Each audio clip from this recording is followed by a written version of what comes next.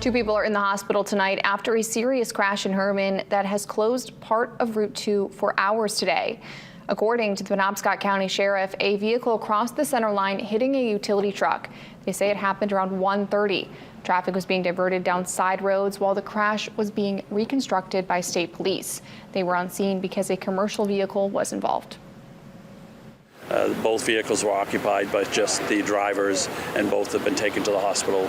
One in serious condition, and one that does not have life-threatening injuries.